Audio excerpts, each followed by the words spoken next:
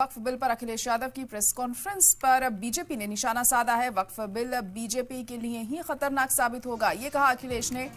कई जमीनें तो बीजेपी के लीडरान ने ही कब्जा की हैं, ये कहा गया अखिलेश यादव की तरफ से। वाराणसी, गोरखपुर, फैजाबाद में जमीनें बीजेपी ने कब्जा की हैं। तो इस वक्त की बड़ी और अहम खबर आपको बता रहे हैं यहाँ पर कि अखिलेश यादव ने यहां बीजेपी पर निशाना साधा है प्रेस कॉन्फ्रेंस के जरिए और उन्होंने अपनी बात रखी है। खतरनाक साबित होगा ये फैसला, अखिलेश ने कहा है। कई जमीनें तो बीजेपी के लीडरान ने ही कब्जा कर रखी हैं।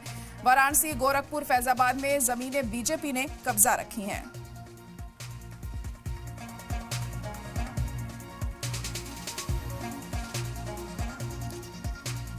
बड़ी और अहम खबर इस वक्त आपको बता रहे हैं कि लगातार वक्फ बिल को लेकर हम देख रहे हैं अपोजिशन लीडरान के जो रद्द-ए-अमल है, रिएक्शंस है, वो सामने आ रहे हैं। मुखालफत लगातार जारी है और अब अखिलेश यादव ने एक और बयान दिया है इससे जुड़ा हुआ।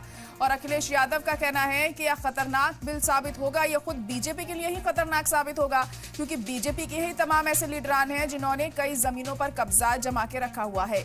वाराणसी, गोरखपुर, फैजाबाद में जमीनें कब्जा रखी हैं बीजेपी के ही नेताओं ने। इसीलिए ये बिल अगर आता है तो ये बीजेपी के लिए भी नुकसानदेह साबित हो सकता है। तो अखिलेश यादव ने इस बिल को लेकर एक बार फिर बीजेपी पर निशाना साधा है और कहा है कि ये बिल अगर आ जाता है तो ऐसे में बीजेपी के भी कई लीडर्स को परेशानी का सामना करना पड़ सकता है। तो एक के बाद एक तमाम तरह के इल्जाम अखिलेश यादव की तरफ से लगाए जा रहे हैं इस बिल को लेकर सरकार पर और कहा जा रहा है कि ये काफी नुकसानदेह साबित होगा खुद बीजेपी के लिए भी। और हमारे नुमाइंदे अतीक अहमद इस वक्त लाइव जुड़ चुके हैं। अतीक, तो यहाँ पर अखिलेश यादव ने बीजेपी पर निशाना साधा है और कहा है कि तमाम जमीनें बीजेपी की नेताओं ने कब्जा रखी हैं और ये बिल उनके लिए ही नुकसानदेह साबित होगा, क्या कुछ और कहा गया उनकी तरफ से? देखिए, बिल्कुल लखनऊ में आज अखिलेश यादव ने प्रेस कॉन्फ्रेंस की है। इस प्रेस कॉन्फ्रेंस के जरिए सबसे पहली बात एक है कि बाबा साहब भीमराव अम्बेडकर की जो जयंती है उसको लेकर जो कार्यक्रम किया जाएगा 8 अप्रैल से 14 अप्रैल को लेकर, और जब उनसे वक्फ बिल को लेकर बात की गई कि वक्फ बिल जो पास हो गया है तो उन्होंने कहा कि हमने इसका विरोध दर्ज कराया था। ऐसे में जो संपत्तियां हैं वक्फ की जो सबसे कब्जा की गई है बीजेपी गवर्नमेंट में बीजेपी के लोगों ने कब्जा कर रखी है। और सबसे बात ये कही है कि जो बीजेपी सरकार बिल लाई है ये बिल उन्हीं के लिए हमारे से बात करने के लिए विधायक भी रजा जी हैं। अखिलेश यादव ने आज बड़ा आरोप लगाया है कि वक्फ संपत्ति को लेकर की जो कब्जेदार संपत्तियां हैं अयोध्या में हैं, बनारस में करी गई हैं, गोरखपुर में करी गई हैं, और बिल जो घातक साबित होगा अखिलेश ने कहा है कि वो बीजेपी के लिए साबित होगा। कैसे देखते हैं? भाजपा की सरकार ने जो वक्फ बिल पेश किया है इसके पीछे उद्देश्य ये है कि वक्फ की जमीनों पर भाजपा के लोग कब्जा करेंगे और उन जमीनों को कब्जा करके पूंजीपतियों के हाथ बेचेंगे। ये अपने नाकामियों को छिपाने के लिए और मुख्य मुद्दों से जनता का ध्यान बांटने के लिए ये वक्फ बिल लाया गया है और बड़े पैमाने पर जो है उन जमीनों पर कब्जा करने का काम करेंगे।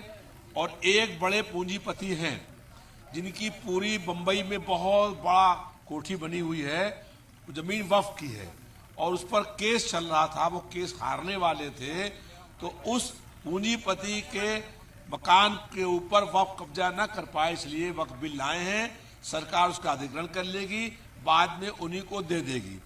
आज देश में कुल 4 लोग सरकार चला रहे हैं, 2 लोग संपत्ति बेच रहे हैं और 2 लोग खरीद रहे हैं, 2 क्रेता हैं, 2 विक्रेता हैं और यही सरकार चलाने का काम कर रहे हैं। भाजपा के लोग वक्फ की जमीनों पर कब्जा करेंगे। वक्फ की अधिकांश जमीन गरीबों के पास है, जो झुग्गी हैं, झोपड़ी हैं, मलिन बस्ती हैं, कच्चे मकान हैं और उसमें बहुत संख्या में हिंदू लोग भी रहते हैं। ये बुलडोजरों के माध्यम से उस जमीनों को खाली कराएंगे और खाली करा करके बड़े पूंजीपतियों के हाथ में बेचने का काम करेंगे और जनता को उनके मुख्य मुद्दों से भटकाने का ये प्रयास है। अखिलेश जी ने भी कहा है कि एक आईएएस अधिकारी लखनऊ के डीएम रहे हैं अक्षय प्रकाश को कहा है कि वो उन्होंने लाख घोटाला किया जमीनों पर और वो खुद सीएम आवास में छुपे हुए, उनको पकड़ा नहीं जा रहा है। एक जो अधिकारी है जिसकी पुलिस तलाश कर रही है वो मुख्यमंत्री आवास के अंदर छिपा हुआ है और हमारा ये दावा है कि अगर सरकार में हिम्मत हो विपक्षी नेताओं को बुलाएं और पूरा घर दिखवा दें। उनके घर में जिसकी पुलिस तलाश कर रही है ऐसा अधिकारी जो भ्रष्टाचार का आरोपी है वो मुख्यमंत्री आवास में छिपा हुआ है। बिल्कुल, तो लगातार आरोप लगाए जा रहे थे कि इस सरकार में इस तरह भ्रष्टाचार हुआ है। अखिलेश यादव ने कहा है कि सबसे ज्यादा घोटाला बीजेपी सरकार में हुआ और खुद अखिलेश यादव ने कहा है कि बीजेपी ही सबसे बड़ी गुंडा पार्टी है। हालांकि वक्फ को लेकर कहा है कि सबसे बड़े माफिया बीजेपी सरकार है। जी हाँ, बिल्कुल अतीक, हम देख रहे हैं लगातार वक्फ बिल को लेकर अखिलेश यादव बयानबाजी कर रहे हैं। इससे पहले भी हमने देखा था कि तमाम तरह की बातें सामने आई थी। इसे मुस्लिम मुखालिफ करार दिया गया था और कहा गया था कि हमारी तरफ से जो हो सकेगा करेंगे इस बिल को ना लाने देने के लिए। लेकिन खैर, अब तो ये बिल दोनों ऐवान में पास हो चुका है।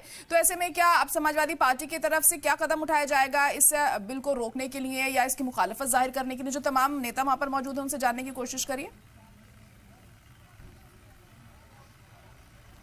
बिल्कुल, क्योंकि ये बात कही गई थी कि ये बिल तो पास हो चुका है, मगर क्या समाजवादी पार्टी आगे स्टैंड करेगी इस बिल को लेकर? सुप्रीम कोर्ट की बात चलेगी या क्या प्रदर्शन रहेगा बिल को लेकर? समाजवादी पार्टी हर स्तर पर वक्फ बिल का विरोध करेगी, सड़क से लेकर के सदन तक और सदन से लेकर के सुप्रीम कोर्ट तक हम लोग जो है लड़ेंगे और ये काला कानून लागू होने नहीं देंगे। हम किसी भी गरीब जो लोग हैं उनके मकानों पर भाजपा के लोगों को कब्जा करने नहीं देंगे। बिल्कुल, और ये बिल जब पास हो चुका है, ऐसे में तमाम ऐसी पार्टियां थी जो लगातार ये कहती कि वो वोट नहीं करेंगे, चाहे बिहार की बात करें, मगर तमाम मुस्लिम लोग वहां पर इस्तीफा दे रहे हैं। लगता है कि अब मुसलमानों को सोचना पड़ेगा कि आखिर जो उसको वोट दे रहे थे वो पार्टी के साथ में नहीं। देखिए, दो लोग ऐसे थे, चंद्रबाबू नायडू और नीतीश कुमार। इन लोगों से उम्मीद थी और ये लोग कह भी रहे थे कि हम लोग इस बिल का विरोध करेंगे, लेकिन आखिर में सत्ता के लालच में जो है इन लोगों ने उस बिल का समर्थन करने का काम कर दिया, इसीलिए बिल पास हो गया। अगर नायडू और नीतीश कुमार बिल का विरोध करते तो ये बिल पास नहीं होता। लेकिन जनता इन लोगों को कभी माफ नहीं करेगी जिन लोगों ने काला कानून लगाया है। जैसे किसानों ने आंदोलन किया और 3 कृषि कानून इन्होंने लागू किए थे, बाद में उसे विड्रा करना पड़ा, ऐसे ही केंद्र की सरकार को वक्फ बिल भी विड्रा करना पड़ेगा। बिल्कुल, तो जो कानून लागू कर दिया गया वक्फ बिल को लेकर, उसको भी जब आंदोलन किया जाएगा तो वो भी कानून सरकार को वापस लेना पड़ेगा, ऐसा कहना है जो प्रोफेसर विधायक है रजा लुथरा जी लखनऊ से ही है। और तमाम ऐसे मुस्लिम लोग भी जो कहना ये है कि सुप्रीम कोर्ट भी वो जाएंगे। वक्फ बिल को लेकर लगातार इसकी विरोध पूरे देश में चालू चल रहा है। बिल्कुल अतीक, हम देख रहे हैं पूरे देश में इसकी मुखालफत हो रही है। मुस्लिम तंजीमें, All India Muslim Personal Law Board और तमाम जो आवाम है इसके अगेंस्ट यहाँ पर खड़ी हुई है। ऐसे में सियासत भी आने वाले दिनों में और गर्मा सकती है, क्योंकि बयानबाजी का दौर थमने का नाम नहीं ले रहा है। जो लोग इसकी मुखालफत कर रहे हैं वो किसी भी हद तक जाने को तैयार हैं। बिल्कुल, लखनऊ की बात करें, लखनऊ में तमाम तरह पे जो जितने भी मुस्लिम उलेमा है, चाहे all India Muslim Personal Law board की बात करें या जमीयत उलेमा की बात करें, वो लगातार इस बिल का विरोध कर रहे हैं। ऐसे में लखनऊ में प्रदर्शन भी हो सकता है, मगर भारी मात्रा में पुलिस फोर्स जहां पर जो प्रदर्शन हो रहा है एनआरसी का हुसैनाबाद में वहां लगा दी गई थी। ऐसे में ये बात की जा रही कि जो संविधान के हक में होगा, जिस तरह से शांतिपूर्ण प्रदर्शन किया गया था उस पर प्रदर्शन करेंगे, मगर बिल को लागू जो हो गया